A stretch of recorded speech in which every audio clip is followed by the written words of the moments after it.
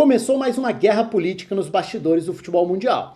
A terça-feira foi marcada por uma troca de notas, né? Começou com as ligas europeias associadas à FIFPro, né? Que é a Associação dos Jogadores, principalmente a perna europeia, né? Dessa Associação dos Jogadores Profissionais de Futebol. Essas entidades entraram com uma ação formal contra a FIFA em relação ao calendário internacional do jogo. Então, assim, vou tentar explicar um pouco do que é o movimento, do que foram os ataques, dos contra-ataques da FIFA e dar um pouco a minha opinião e até abordando um pouco o contexto por trás disso tudo, porque não é a primeira vez e vai continuar existindo aí no futuro, no mínimo próximo, talvez dure para sempre esse tipo de guerra, mas tem uma grande guerra de interesses aí. Então, qual que é a questão do ponto de vista das ligas europeias? Ela ataca o calendário europeu falando que, de uma forma resumida, né? Que a entidade, a FIFA, não respeita a saúde dos atletas, só pensa nos próprios interesses, e ela está cobrando uma maior participação, ou alguma participação no caso, na tomada de decisão sobre o calendário internacional, está acusando também a FIFA de um conflito de interesses, de um abuso do direito que a FIFA tem de duas coisas ao mesmo tempo, uma delas regular o futebol e a outra organizar as próprias competições. Teria esse conflito de interesses aí, o que não deixa de ser verdade de um certo ponto de vista, né? Se a FIFA é quem define quais são as regras do jogo, as regras do calendário, as datas para calendário e tudo mais, e ela pode organizar os próprios eventos e tirar proveito disso, não deixa de ser verdade a possibilidade, a existência, no caso, nem possibilidade, né, de um certo conflito de interesses ali, isso não é nenhuma novidade. Aí, minutos depois, nem demorou muito, a FIFA emitiu uma nota também com uma resposta. E aí, para resumir um pouco das respostas da FIFA, ela lembra que o calendário internacional foi aprovado por unanimidade no conselho da entidade, no conselho da FIFA, que tem representantes de todos os continentes, e aí depois vem a alfinetada bem mais direta, porque aí dá para até usar as aspas mesmo. Algumas ligas da Europa, que atuam como reguladoras e organizadoras, ou seja, já está usando um pouco do que tinha sido o critério do ataque, de parte do ataque das ligas europeias à FIFA, né? Então, algumas ligas da Europa que atuam como reguladoras e organizadoras estão agindo por interesses comerciais próprios, hipocrisia e sem consideração ao resto do mundo. Essas ligas parecem preferir um calendário cheio de amistosos e turnês de pré-temporada pelo mundo, né? Turnês de pré-temporada é uma livre tradução aí quando eles falam de turnês de verão, que é o período da pré-temporada, então evidentemente está associando uma coisa a outra. Então assim, essa é de uma forma resumida o ataque e o contra-ataque. Aí a gente entra na questão do contexto, que é importante deixar claro aqui. Por que surgiu isso tudo? Isso é do nada? Não, está longe de ser do nada. Isso tem o Mundial de Clubes, o novo Mundial de Clubes, um novo formato, que em tese vai acontecer no meio do ano que vem, 2025, a primeira edição daquele formato grande, com 32 equipes, que acaba pegando várias equipes de cada um dos continentes e tudo. E por que esse é o grande ponto de partida para essa disputa? Porque a gente está falando de uma questão política. E aí é importante dizer, né, assim, eu adoro a ideia de um Mundial de Clubes com esse formato Copa do Mundo. Copa do Mundo com 32, né? Porque fecha muito mais chaveamento e tudo. Para mim é o número ideal de equipes ou de seleções ou de clubes, enfim, do que quer que seja. Eu gosto do número 32 e não 24, 48, enfim. Mas essa é uma discussão bem à parte. Então, assim, pessoalmente falando, eu gosto muito da ideia de uma Copa do Mundo de Clubes nesse formato que vai passar a existir em 2025. Mas, independentemente do meu gosto, que é de ver, nesse caso, clubes de continentes diferentes podendo jogar um torneio desse tamanho, que tende a ser muito legal, é evidente que desde o início dessa ideia tem problemas aí. Qual é o maior problema? O calendário. A FIFA está querendo aproveitar um meio de ano para criar uma competição. Estou nem entrando ainda no aspecto de interesse próprio, de questão política, eu vou chegar lá, mas ela está querendo aproveitar um meio do ano para criar um torneio numa data que é de férias do futebol europeu. Então, você fazer um torneio junho, julho, como acontece na Copa do Mundo, como acontece na Euro, você está, na verdade, condicionando e trazendo consequências importantes para o calendário. Porque se esses clubes, ainda que não sejam tantos clubes afetados como é numa Copa ou numa Eurocopa, esses clubes vão estar com um elenco inteiro direcionado à disputa dessas competições. E aí, se você joga no mês de junho, não precisa nem chegar nos finalistas no torneio que vai acabar ali no meio de julho, porque esses certamente têm toda a pré-temporada comprometida. Mas os clubes que chegam às oitavas, às quartas, enfim, eles também só vão poder entrar de férias já em julho. Considerando que os campeonatos nacionais retornam em agosto, mesmo que exista essa ideia de tentar empurrar mais para o fim de agosto quando acontece Copa, quando acontece Euro, a gente está passando a falar de uma sobrecarga de calendário que vira não mais a exceção, mas a regra. Porque hoje em dia o que se fala muito beleza, assim, em nome da Copa do Mundo e da Euro, beleza, a gente vai ter ano sim, ano não de um calendário mais comprometido, mas prejudicado. Mas no ano seguinte dá para compensar um pouco. Só que não dá. Se a gente pensar no Mundial de Clubes, mais Copa do Mundo, mais Euro, a gente está falando de 3 a cada 4 anos tendo competições em junho e julho. E aí o que vai acontecer? Esses clubes vão entrar de férias quando? No final dos torneios ali, julho, e os caras voltam para uma pré-temporada em agosto, e os campeonatos já começam ali por volta do meio de agosto. Não dá. Aí é um problema sério de espremer demais o calendário, que é algo que está acontecendo já há muito tempo e não é exclusividade da FIFA, acontece e passa pelo interesse de todos, porque no fim das contas, ninguém está disposto a dar um passo atrás e reduzir o número de jogos para ter uma melhor qualidade, tendo uma melhor preparação e preservando a saúde dos atletas. Não, nessa guerra de interesses todo mundo quer ter mais receita, porque abrir mão de jogo é abrir mão de receita. Ter mais jogos significa mais contratos, significa mais transmissão, mais direitos vendidos para o mundo inteiro. E todo mundo quer ficar com uma fatia desse bolo, até porque esse bolo é muito grande. E aí, falando em fatia de bolo, a gente entra na questão política em si. É verdade quando a FIFA contra-ataca falando sobre a questão das pré-temporadas. De fato, a pré-temporada de boa parte desses clubes europeus hoje em dia, ela é muito comprometida por interesses comerciais. Porque quando você retoma uma pré-temporada, teoricamente, quando a gente volta 10, 15, 20 anos no tempo, os clubes europeus tinham 20 dias ali de uma preparação para retomar aspecto físico, para começar a fazer um trabalho técnico, tático, já com os jogadores numa melhor condição física. Então eles vão trabalhar para uma melhor preparação e aí vão acontecer alguns amistosos e vem o início da temporada com as ligas nacionais, depois as competições continentais e tudo. Esse era o padrão. Só que nos últimos tempos, até diante dessa guerra global mesmo, por audiência, por atenção e por mercados, hoje em dia as pré-temporadas são grandes guerras por mercados paralelos. Mercados paralelos parece que eu estou falando de uma coisa clandestina, não é o caso. Mas mercados fora do seu próprio continente, fora do seu próprio país. Por exemplo, a Premier League cria torneios na Ásia. Diversos clubes grandes vão fazer pré-temporada nos Estados Unidos, no México, enfim, em diversas partes do planeta. É uma guerra para ter uma maior penetração em diversos mercados pelo mundo. Porque faz parte dessa guerra comercial. Você quer ter o seu clube como uma marca global e o preço que os clubes aceitam para isso vou comprometer minha pré-temporada, não tô nem aí se esses caras voltaram de férias há 5, 10 dias, vou marcar 3 amistosos seguidos em diversas partes do planeta e eles que se virem fazendo viagens. Então, essa apontada de dedo da FIFA para os clubes, ela tem muito sentido, porque é um ponto bastante crítico. Só que também tem é fácil rebater do ponto de vista dos clubes.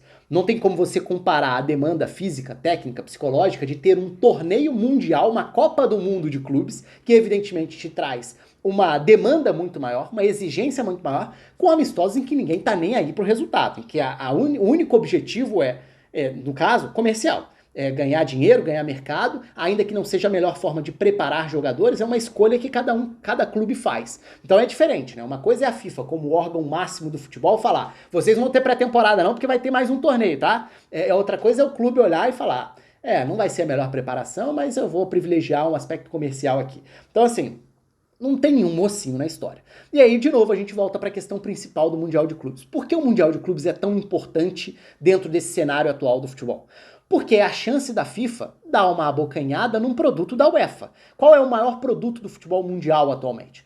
Ok, se a gente fala de Liga Nacional, é a Premier League, do ponto de vista de grana, de penetração em diversos mercados do mundo, é a liga mais global. Mas o grande produto do futebol mundial de clubes atualmente é a Champions. Então é um produto UEFA, é o produto de uma entidade continental. O que a FIFA olha e vê esses caras conseguem um sucesso enorme. E sucesso, no caso, é visibilidade, é apelo global, é dinheiro, é audiência, é patrocínio, são grandes contratos. Então a FIFA olha para a UEFA e enxerga na Champions um produto dos sonhos. A FIFA tem esse produto em Copa do Mundo, um produto de seleções. Mas ela não tem esse produto do ponto de vista de clubes porque ela não é a responsável por esse tipo de organização de torneio. A não ser que a gente tenha uma grande ideia de: vamos fazer um campeonato mundial de clubes que vai reunir não só o campeão da Champions, porque só o campeão da Champions não atrai público global, porque não é o mundo inteiro que está interessado em ver o campeão da Champions jogar contra o campeão da CAF, o campeão da AFC, da Ásia, da CAF é a África, ou da Comebol, América do Sul, ou da CONCACAF, América Central, do Norte, Caribe, tudo, da Oceania muito menos. Então, assim, o que pode atrair público, audiência e apelo? se eu criar um torneio reunindo vários clubes da Europa. Não vai ser uma Champions, mas vai ser uma Copa do Mundo de clubes, e assim eu consigo reunir várias grandes camisas da Europa, e esses clubes se enfrentando, não, ainda não vai ser uma Champions, mas vai ser o meu torneio, o torneio que eu tenho nas mãos. Então para a FIFA isso é muito importante, porque é uma chance de pegar uma fatia desse bolo Champions e transformar esses clubes europeus nos protagonistas de um torneio mundial que traz para a FIFA grande potencial econômico do ponto de vista de receitas, além do discurso que é sempre muito bonito de integração do futebol mundial, de estamos preocupados com o futebol no mundo inteiro, olha que legal, vamos colocar todos os continentes jogando juntos, a gente se preocupa com o desenvolvimento do futebol em todas as partes do planeta. O discurso é bonito e assim, do ponto de vista técnico eu até acho muito legal mesmo, que tenha esse intercâmbio de clubes num torneio um pouco maior do que um torneio meramente de mata-mata, em que você joga um jogo e aí tá eliminado e acabou, como é atualmente no Mundial, né, no formato anterior do Mundial e tudo. Então assim, do ponto de vista técnico, é um torneio bem legal. Do ponto de vista de apelo, a FIFA consegue, enfim, ter, provavelmente, uma repercussão global que hoje em dia ela não tem no Mundial, ou até então ela não tinha no Mundial do formato anterior. Quando você coloca vários clubes europeus ali, você pode ter um Manchester City e Real Madrid jogando mata-mata de Mundial de Clubes, uma final de Mundial de Clubes, ou um Bayern, sei lá, um PSG, só citando clubes aleatoriamente, que tá para falar de grandes marcas do futebol mundial, o Liverpool, etc. Então, para a FIFA, o Mundial de Clubes é uma tacada genial do ponto de vista mercadológico da coisa e de potencial de receitas e de passar a ter um produto próprio, porque é um produto da UEFA. Levar o nome de Copa do Mundo significa para a FIFA entrar no universo de clubes e criar um torneio nos moldes que ela tem na seleção e que é o grande produto da FIFA enquanto organizadora de torneios. Do ponto de vista dos clubes, é claro que existe essa questão da saúde dos atletas. E ela é muito verdadeira. De fato, um calendário com muito jogo é um calendário que esvazia não só as competições já existentes, mas ele acaba prejudicando o ponto de vista técnico dos jogadores. Se você não tem os jogadores com o melhor nível de preparo, você não tem o melhor produto, você não tem o melhor resultado, você não tem o melhor nível de enfrentamento. E a tendência é que se o nível de enfrentamento cai, o interesse diminui também e você vai gerando uma bola de neve negativa. Mas como eu falei lá no início do vídeo, quem está disposto a dar um passo atrás e abrir mão de dinheiro em nome de uma melhor qualidade? Tá todo mundo muito mais preocupado na quantidade, especialmente no que for a quantidade dentro do seu próprio território, né? Dentro do que você domina.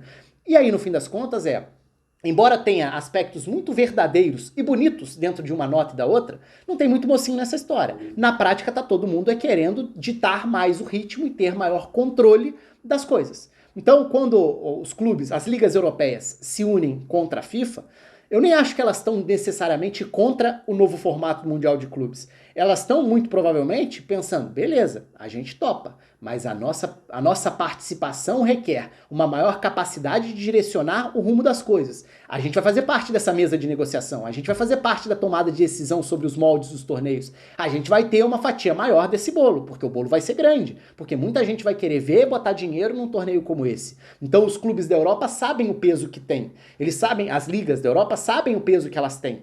Então, elas vão usar parte desse discurso verdadeiro do ponto de vista de saúde dos atletas, de bem-estar dos atletas, de cuidado com o produto, muito para tentar abocanhar uma fatia maior desse bolo. Então, assim, é uma grande guerra política e é importante a gente tentar entender esse contexto por trás da criação do Mundial de Clubes nesse novo formato, que, como eu disse lá atrás, é muito legal, eu acho, assim, se ele realmente acontecer, né, porque a gente não sabe o que vai acontecer nos próximos capítulos dessa guerra, que está só ganhando novos capítulos, é uma disputa que já começou há muito tempo. Desde que foi criada a ideia do Mundial de Clubes nesse formato, estava na cara que alguma coisa aconteceria, porque era um movimento agressivo da FIFA e que, teoricamente, demandaria uma resposta agressiva dos clubes, de ligas, da UEFA como um todo, das ligas europeias.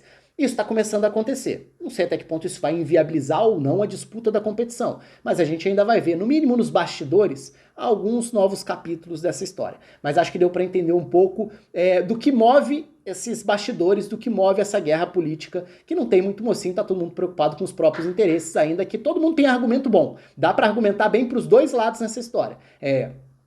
Uma coisa é fato, né, nisso tudo. O calendário tá se encaminhando cada vez mais para algo inviável.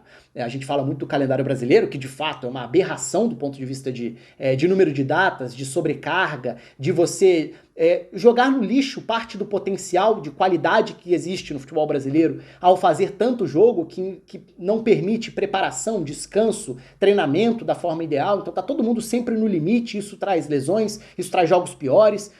A Europa também está indo um pouco para esse caminho. E alguém em algum momento vai precisar bater de frente ou ceder. Agora, quem vai fazer? Enfim, vamos esperar para ver. A gente está até numa temporada de mudança de formato na Champions, que também passa por essa questão de bastidores, porque foi uma consequência da questão da Superliga Europeia, que também era uma guerra de poder nos bastidores para que os clubes grandes tivessem maior autonomia, maior gestão das grandes ligas continentais, para que eles pudessem jogar mais entre eles, porque isso gera mais audiência, isso gera mais apelo, isso gera mais dinheiro, mas gera para os grandes, para os gigantes. Eles não fazem muita questão de enfrentar clubes menores mais. E aí veio a UEFA tentando achar uma resposta para tentar apaziguar um pouco as coisas. Eu fiz um vídeo sobre isso na época em que eu falei sobre a mudança de formato da Champions, que está entrando em vigor agora, nessa temporada 24-25. Então assim, é claro que é muito legal olhar para tudo que acontece dentro de campo, mas fora de campo também tem uma constante guerra com o desenvolvimento de novos capítulos, porque isso não para e não vai acabar agora e não vai acabar nunca. É uma guerra política por poder, porque essa guerra traz muito dinheiro para as partes envolvidas. O espaço está aberto aí para vocês, certamente tem algum tópico que eu deixei passar aqui, mas fiquem à vontade nos comentários. Um abraço para todo mundo e até a próxima.